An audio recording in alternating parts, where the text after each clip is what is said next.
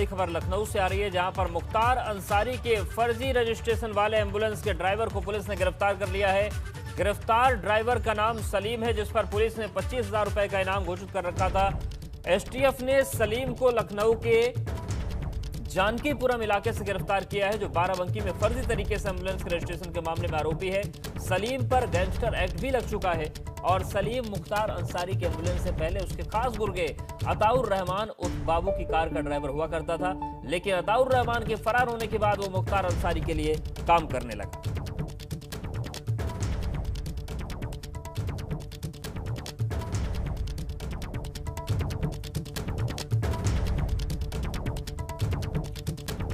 बड़ी खबर लखनऊ से है, जहां पर मुख्तार अंसारी के फर्जी रजिस्ट्रेशन वाली एम्बुलेंस का ड्राइवर गिरफ्तार किया गया है। इसका नाम सलीम है और जो फर्जी एम्बुलेंस का मामला सामने आया था, फर्जी रजिस्ट्रेशन का मामला सामने आया था, उस मामले में ये गिरफ्तारी हुई है।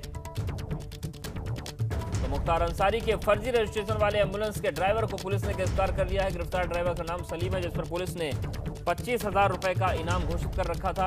एसटीएफ ने सलीम को लखनऊ के जानकीपुरम इलाके से गिरफ्तार किया, जो बाराबंकी में फर्जी तरीके से एम्बुलेंस के रजिस्ट्रेशन के मामले में आरोपी है। सलीम पर गैंगस्टर एक्ट भी लग चुका है और सलीम मुख्तार अंसारी के एम्बुलेंस से पहले उसके खास गुर्गे अताउर रहमान उर्फ बाबू की कार का ड्राइवर हुआ करता था, लेकिन अताउर रहमान के फरार होने के बाद वो मुख्तार अंसारी के लिए काम करने लगा।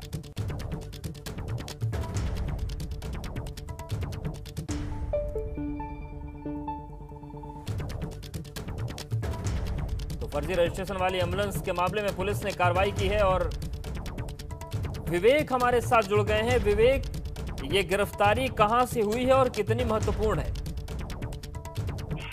जी देखिए अवधेश, जो पकड़ा गया है सलीम, वो मुख्तार अंसारी की एम्बुलेंस चलाता था और इसके पहले एबीपी गंगा के दर्शकों को हम लोग दिखा चुके हैं कि किस तरह से रोपड़ जेल में जो एम्बुलेंस में एक व्यक्ति संदिग्ध नजर आया था, उसकी छानबीन कर रही थी एसटीएफ की टीम और बाद में पता लगा कि वो सलीम है, जो मुख्तार अंसारी का खास शूटर भी है और उसका खास करीबी भी है, वही उसकी एम्बुलेंस चला रहा था। और यहाँ बाराबंकी में एम्बुलेंस के प्रकरण में जो मुकदमा दर्ज हुआ है उसमें भी सलीम का नाम सामने आया था। इसके बाद एसटीएफ ने उसकी खोजबीन शुरू की और सलीम के ऊपर गैंगस्टर एक्ट में मऊ से एक मुकदमा दर्ज है, जिस पर उस पर 25,000 रुपए का इनाम था। वो गायब चल रहा था। आज जब उसके कुछ नंबर ट्रेस किए गए, उसके कुछ लोगों से मुलाकातें होनी थी आज लखनऊ में, वो जैसे ही पहुंचा है जानकीपुरम इलाके में, एसटीएफ की टीम ने घेराबंदी करके उसको दबोच लिया है। और सलीम एक इतना शातिर बदमाश है कि मुख्तार से पहले, आज से करीब 20 साल पहले, ये जो बहुत शातिर बदमाश था अताउर रहमान उर्फ बाबू, जिसने एक बड़ी किडनैपिंग की थी, बड़े कारोबारी की किडनैपिंग की थी, उसमें भी शामिल था और उस पर बिल्कुल। तो इस मामले में वाकई ये एक बड़ी कार्रवाई है। शुक्रिया विवेक आपका जानकारी और अपडेट्स को देने के लिए। उत्तर प्रदेश की 75 जिला पंचायत सीटों पर आज नामांकन वापसी की मियाद खत्म होने के बाद अब यह साफ हो चुका है कि कितनी सीटों पर जिला पंचायत अध्यक्ष पद के लिए 3 जुलाई को मतदान होगा। आज दोपहर 3 बजे तक पर्चा वापस लेने के वक्त था, जिसमें 4 जिलों में भाजपा के विरोधी प्रत्याशियों ने अपना नाम वापस ले लिया, जिसके बाद अब 21 सीटों पर भाजपा के प्रत्याशी निर्विरोध निर्वाचित हो गए, जबकि सपा को सिर्फ एक जिले इटावा की जिला पंचायत सीट हासिल हुई, जहां सपा के अंशुल यादव निर्विरोध जीत गए। यानी कि कुल 22 सीटों पर जिला पंचायत अध्यक्षों के नाम साफ हो चुके हैं और अब 3 जुलाई को 53 सीटों पर जिला पंचायत अध्यक्ष पद के लिए मुकाबला होगा।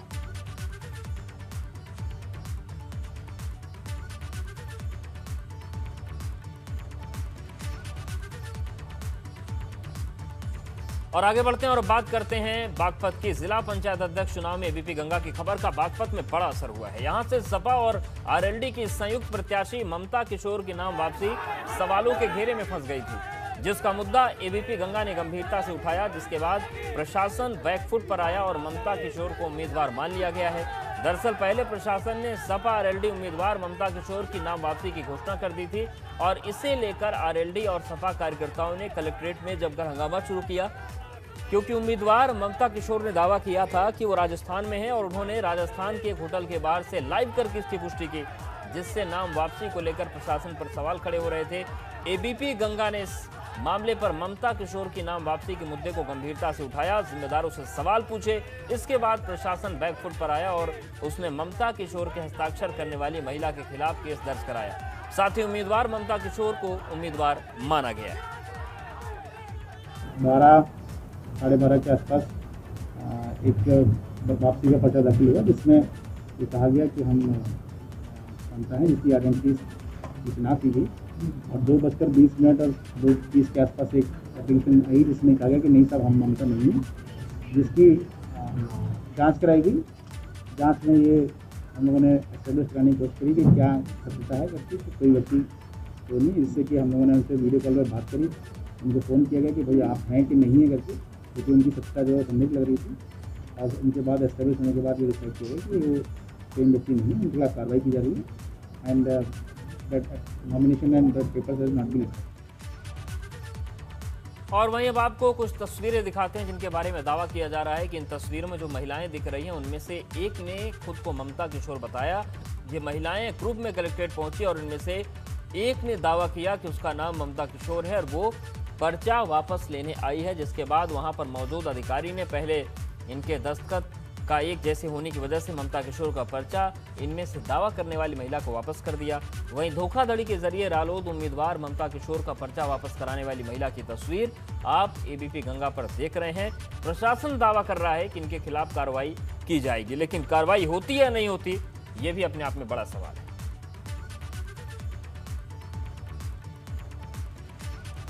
और आज नामांकन वापसी का समय खत्म होने के साथ ही जिला पंचायत अध्यक्ष पदों पर निर्विरोध निर्वाचित होने वाले प्रत्याशियों को जीत का प्रमाण पत्र सौंप दिया गया। निर्विरोध निर्वाचित होने वाले कुल प्रत्याशियों की संख्या 22 है। इनमें 21 नाम भाजपा के हैं। भाजपा से जिन लोगों ने जीत दर्ज की है उनमें बहराइच से मंजू सिंह, सहारनपुर से मांगेराम चौधरी, बुलंदशहर से अंतुल तेवतिया, गौतम बुद्ध नगर से अमित चौधरी, चित्रकूट से अशोक जाटव, पीलीभीत से दलजीत कौर, शाहजहांपुर से ममता यादव, वाराणसी से पूनम मौर्य के अलावा कई और नाम हैं। जबकि सपा को सिर्फ एक इटावा की सीट पर जीत मिली है, जहां से अखिलेश यादव के रिश्तेदार अंशुल यादव निर्विरोध निर्वाचित घोषित किए गए।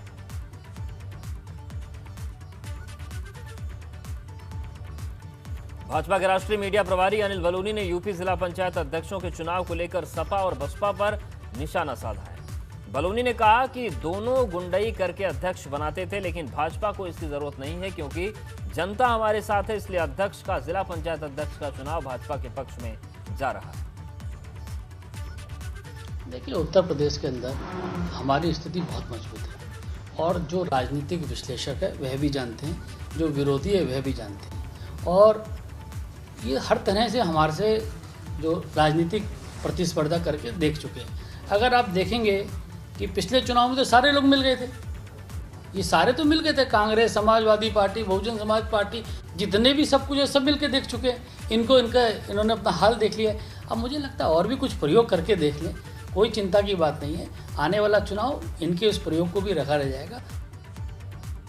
वाराणसी में भी जिला पंचायत अध्यक्ष पद पर भाजपा का उम्मीदवार निर्विरोध निर्वाचित हुआ। यहां पर पूनम मौर्य को जिला प्रशासन की ओर से जीत का प्रमाण पत्र दिया गया। इस मौके पर एबीपी गंगा से बात करते हुए पूनम मौर्य ने कहा कि उनके लिए विकास का मुद्दा प्राथमिक होगा। बहुत खुश हूं और मैं और मेरा परिवार बहुत सौभाग्य और गौरवपूर्ण महसूस कर रहा है कि मैं यहाँ पे पहुँची हूँ। और मैं माननीय मोदी जी का संसदीय क्षेत्र है, मैं यहाँ से बिलोंग करती हूँ और मैं अपने आप को सौभाग्यशाली समझती हूँ। और मैं हमेशा क्षेत्र और जनता की जो समस्याएं हैं उनकी समस्याओं को दूर करने के लिए और क्षेत्र के विकास के लिए निरंतर। और आगे बढ़ते हैं और बात करते हैं बुलंदशहर की। बुलंदशहर जिला पंचायत अध्यक्ष पद पर भाजपा की अंतुल तेवतिया निर्विरोध निर्वाचित हुई। डीएम ने उन्हें जीत का प्रमाण पत्र दिया। अंतुल तेवतिया पेशे से डॉक्टर हैं। उन्होंने दावा किया कि वो विकास के मुद्दों पर खरा उतरेंगे।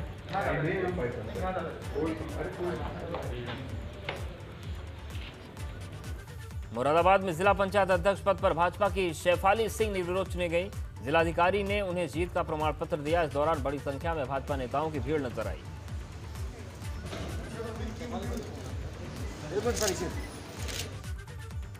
बरेली में सपा ने जिला पंचायत चुनाव को लेकर एक बैठक की, जिसमें पूर्व मंत्री भगवत सरन गंगवार ने 3 जुलाई को होने वाली वोटिंग को लेकर रणनीति तय की।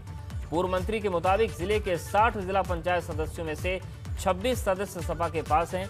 इसके अलावा उन्होंने अन्य निर्दलीय सदस्यों का समर्थन मिलने की बात भी कही, जिसमें पार्टी जिला पंचायत अध्यक्ष सीट का जीतना तय मान रही है।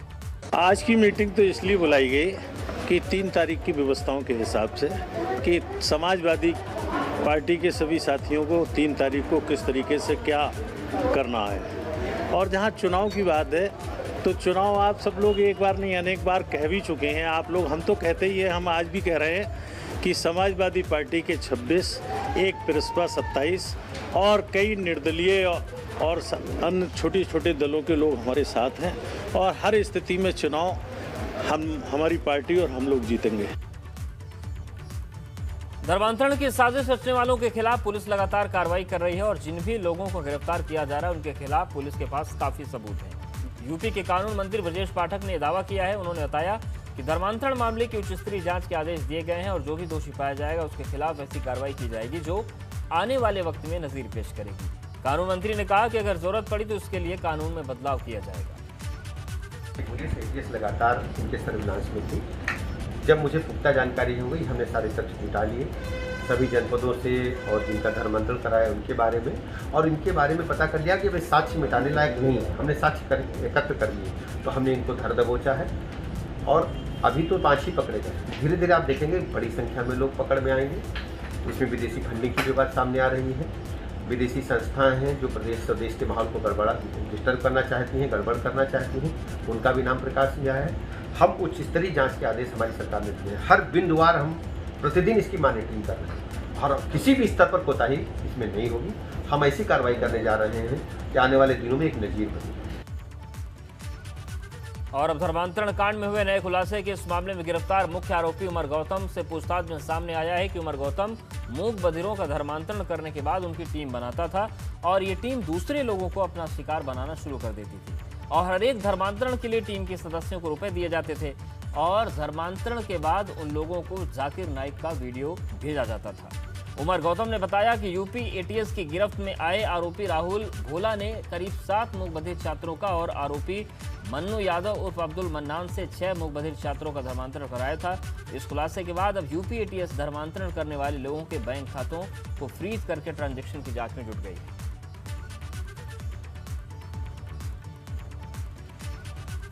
यूपी में धर्मांतरण मामले में एक और बड़ा खुलासा हुआ है। जांच एजेंसियों ने 7 कोड वर्ड का खुलासा किया है। आरोपी 7 कोड वर्ड का इस्तेमाल करते थे। यूपी के एसीएस गृह अवनीश अवस्थी ने पुष्टि की है कि इस मामले में 5 आरोपियों की गिरफ्तारी अब तक हो चुकी है।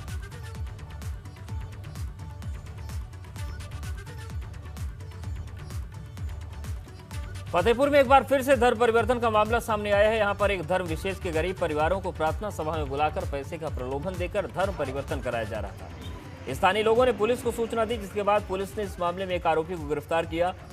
मामला खागा कोतवाली क्षेत्र के सुजरही बाईपास का है। राहुल गुप्ता सनाप महेश बाबू ने सूचना दिया कि वो बाबा ढाबा के पास काफ़ी लोगों की भीड़ इकट्ठा हुई थी। वहाँ पर अपने मित्र रितेश और कौटिल्य के साथ मौके पर पहुंचा था। वहां पर पंकज सियोरी सनाप कामता सियोरी निवासी बर्मा चौराहा फतेहपुर सभी लोगों को धार्मिक ईसाई धर्म अपनाने के लिए प्रेरित कर रहा था, जिसकी सूचना प्रभारी निरीक्षक को प्राप्त हुई। प्रभारी निरीक्षक खागा द्वारा समुचित धाराओं में मुकदमा पंजीकृत करते हुए आवश्यक कार्रवाई की जा रही है। यूपी पुलिस का नया मुखिया कौन होगा, 1 जुलाई से कौन संभालेगा उत्तर प्रदेश पुलिस की कमान, इसे लेकर आज दिल्ली में संघ लोक सेवा आयोग यानी कि यूपीएससी के साथ यूपी के चीफ सेक्रेटरी की बैठक हुई। इसमें वरिष्ठता के आधार पर कई आईपीएस अफसरों के नाम पर मंथन हुआ। बाद में कुछ नामों को चुनकर यूपी सरकार के पास भेज दिया गया है और अब मुख्यमंत्री योगी आदित्यनाथ उन नामों में किसी एक अफसर को यूपी पुलिस की बागडोर सौंप देंगे। आपको बता दें कि 30 जून यानी कि कल रिटायर हो रहे हैं एचसी अवस्थी, लेकिन यूपी के नए डीजीपी के लिए बहुत पहले से मंथन का दौर शुरू हो चुका है, जिसमें ईओडब्ल्यू और एसआईटी के DG RP Singh, DG jail Anand Kumar और डीजी बीएसएफ मुकुल गोयल के अलावा केंद्रीय प्रतिनियुक्ति पर तैनात आईपीएस अफसर नासिर कमाल, विश्वजीत महापात्रा और जीएल मीणा के नाम शामिल हैं।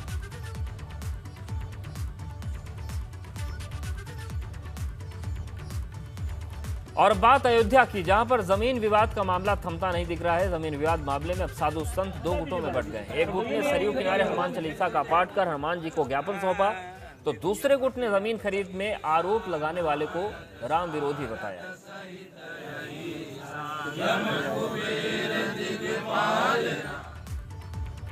यूपी के महोबा जिले में स्वास्थ्य विभाग की घोर लापरवाही के चलते लाखों रुपए की जीवन रक्षक दवाओं को जरूरतमंद गरीब मरीजों को न देकर उन्हें कूड़े के ढेर में फेंक दिया गया। कूड़े के ढेर के पास निकल रहे स्थानीय लोगों ने जब दवाओं को देखा तो लापरवाही सामने आ गई। खबर फैलते ही सीएमएस ने सफाई कर्मी के जरिए दवाओं को कूड़े के ढेर से वापस उठवा ली, तो वहीं डीएम ने पूरे मामले में जांच कर कार्रवाई की बात कही। औरैया में बच्चों का सड़क पर झाड़ू लगाते और कूड़े का ठेला ले जाते वीडियो सामने आया, जिसको लेकर नगर पंचायत ईओ ने नोटिस जारी कर सफाई कर्मचारियों से स्पष्टीकरण मांगा है।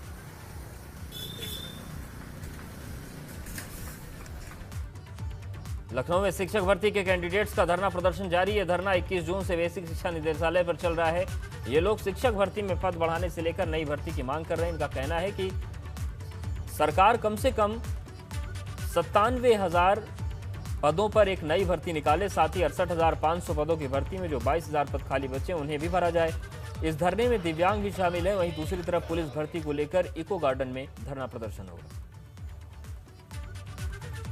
लखनऊ में पुलिस भर्ती के खाली पड़े पदों को लेकर कैंडिडेट आंदोलन कर रहे हैं। इस दौरान उन्होंने बैनर पोस्टर लेकर सड़कों पर मार्च किया।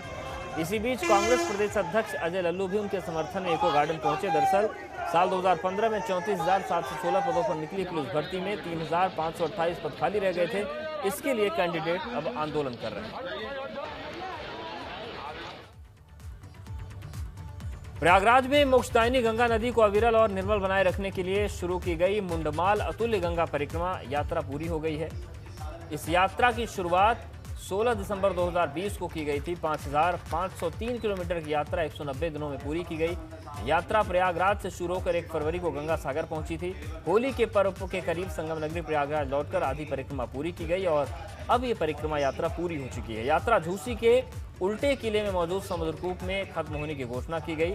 समापन कार्यक्रम में commissioner Sanjay Goyal, IG KP Singh और डीआईजी सर्वश्रेष्ठ त्रिपाठी ने अभियान से जुड़े सदस्यों का स्वागत किया।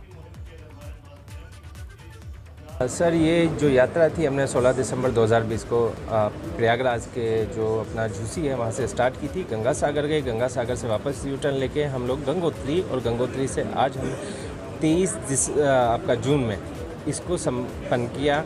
मैं आपको बता दूं, जो हमारा गंगा के प्रति जो हमारा देखने का नज़रिया रहा था वो बहुत डिफरेंट। जो हम इस यात्रा से पहले सोचते थे गंगा हमें आज बिल्कुल वैसी नहीं दिखी। हम लोगों ने अपने लालच के चलते गंगा को जैसे एक माँ, जो मैं एक उदाहरण देना चाहूँ, जो हम माँ बोलते हैं, हमने उसको हर लालच के चलते लूटा है और उसको अधमरा कर दिया है। लखनऊ की जहां पर नेहरू क्रॉस चौराहे के पास बिजली के पोल में भीषण आग लग गई और शॉर्ट सर्किट से लगी आग पोल में लगे तारों के मकड़ जाल में आग लग गई। सूचना मिलने के बाद मौके पर फायर ब्रिगेड की गाड़ियां पहुंची, पुलिस पहुंची और आग पर काबू पाया गया।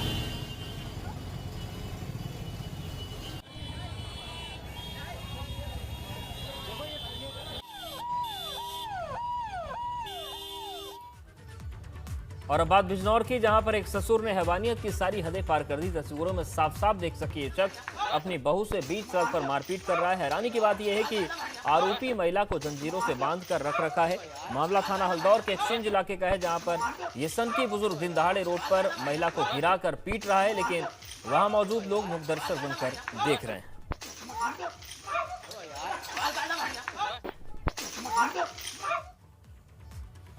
बरेली में शराब की दुकान पर मारपीट का वीडियो सामने आया है। बताया जा रहा है दुकान पर शराब खरीदने आए युवक के पहले सेल्समैन से बहस हो गई, जिसके बाद सेल्समैन ने अपने साथियों के साथ मिलकर युवक की पिटाई शुरू कर दी। दबंग सेल्समैन का पिटाई का वीडियो वायरल हो रहा है। वीडियो किला थाना क्षेत्र के शराब दुकान का बताया जा रहा है।